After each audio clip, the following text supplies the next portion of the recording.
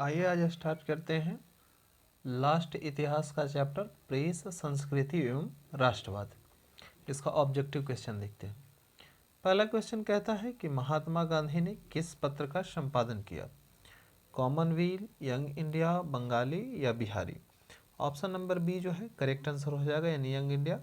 महात्मा गांधी ने young India और हरिजन, young India और हरिजन इन सभी पत्रिकाओं का जो है वह संपादन किया था। अगला क्वेश्चन देखते हैं। दूसरा क्वेश्चन कहता है कि किस पत्र ने रातों रात वर्नाक्यूलर प्रेस एक्ट से बचने के लिए अपनी भाषा बदल दी? हरिजन, भारत मित्र, अमृत बाजार पत्रिका या हिंदुस्तान रिव्यू? तो आपका ऑप्शन नंबर सी जो है करेक्ट आंसर हो जाएगा, अमृत बाजार पत्रिका। इसने क्या किया कि यह एक बंगाली पत्रिका थी जो रातों रात बचने के लिए है कि अंग्रेजी में अपना अनुवाद कर दिया था। देखिए आइए इसके बारे में हम पढ़ते हैं।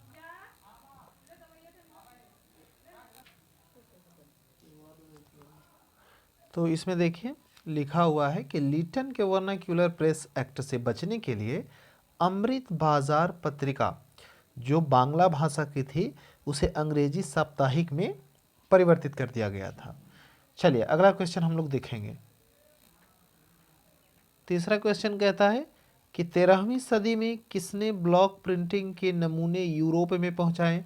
पहला है मार्को पोलो, दूसरा है निकितन, तीसरा है मेगास्थनीज और चौथा ऑप्शन है इत्संग। तो इत्संग ऐसे है, इसमें जो है टाइप गलत हो गया है, इत्संग। तो आपका option number A correct answer हो जाएगा, मार्को पोलो। इन्होंने ही जो है ब्लॉक प्रिंटिंग के नमूने को यूरोप में पहुंचाया था। अगला क्वेश्चन देखेंगे। 4 नंबर क्वेश्चन कहता है कि गुटेनबर्ग का जन्म किस देश में हुआ था? ऑप्शन पहला है अमेरिका, सेकंड जर्मनी, थर्ड है जापान और फोर्थ इंग्लैंड। तो आपका जो है जर्मनी में गुटेनबर्ग का जन्म हुआ था। इनके बारे में जो है थोड़ा और जानते हैं, गुटेनबर्ग कौन थे। तो यह जानकारी जो है मैंने गूगल से इकट्ठा की है, इसको देखते हैं। गुटेनबर्ग का जन्म जर्मनी के मेंज नामक स्थान में हुआ था और 1420 ईस्वी में उनके परिवार को राजनीतिक अशांति के कारण नगर को छोड़ना पड़ गया था। चलिए अगला क्वेश्चन देखते हैं।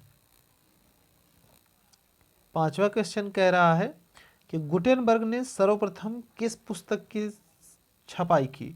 यहाँ सफाई की, सॉरी यहाँ पे जो है गलत टाइप हो गया, यहाँ पे छपाई होगा, छपाई की। किस पुस्तक की छपाई की? कुरान, गीता, हदीस या बाइबिल? तो उन्होंने जो है बाइबिल की छपाई की थी। इसके बारे में भी कुछ तथ्य हैं, आइए उसको जानते हैं। तो इसमें क्या कहता है कि आज ही के दिन 1456 में जर्मनी के, आज ही का मतलब ये नहीं कि आज जो है कह रहे हैं तो आज ही का दिन, उस दिन 1456 में जर्मनी के माइंस शहर में गुटेनबर्ग की प्रिंटिंग प्रेस ने से गुटेनबर्ग बाइबिल की पहली प्रति छपकर निकली। इसे B42 या 42 लाइनों वाली बाइबिल भी कहते हैं। यही से गुटेनबर्ग क्रांति की शुरुआत हुई। अगला क्वेश्चन देखते हैं। 6 नंबर क्वेश्चन कहता है इंग्लैंड में मुद्रण कला को पहुंचाने वाला कौन था? यानी इंग्लैंड में, यूरोप में किसने पहुंचाए? तो मार्को पोलो ने। और इंग्लैंड में मुद्रण कला को पहुंचाने वाला कौन थे? तो कैक्टस, यह जो थे कैक्सटन, कैक्सटन नाम है इनका, इन्होंने ही इंग्लैंड में मुद्रण कला पहुंचाई।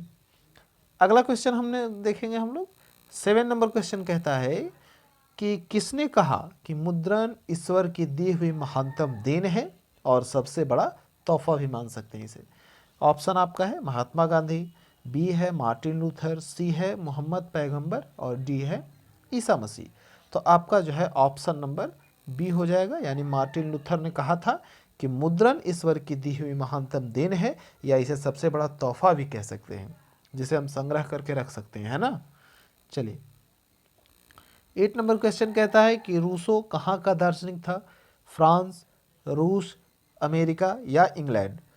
तो रूसो जो है वह फ्रांस का दार्शनिक था। अगला क्वेश्चन 9 नंबर क्वेश्चन कहता है कि विश्व में सर्वप्रथम मुद्रण की शुरुआत कहाँ हुई थी? ऑप्शन आपका है भारत, सेकंड है जापान, थर्ड है चीन और डी है अमेरिका। तो आपका जो है मुद्रण कला की शुरुआत ऑप्शन नंबर सी यानी चीन में हुआ था। अंतिम क्वेश्चन देखते हैं आपका ज़्यादा समय ना लेते हुए। 10वां क्वेश्चन कहता है कि किस देश के सिविल सेवा परीक्षा में मुद्रित पुस्तकों की मांग बढ़ाई गई।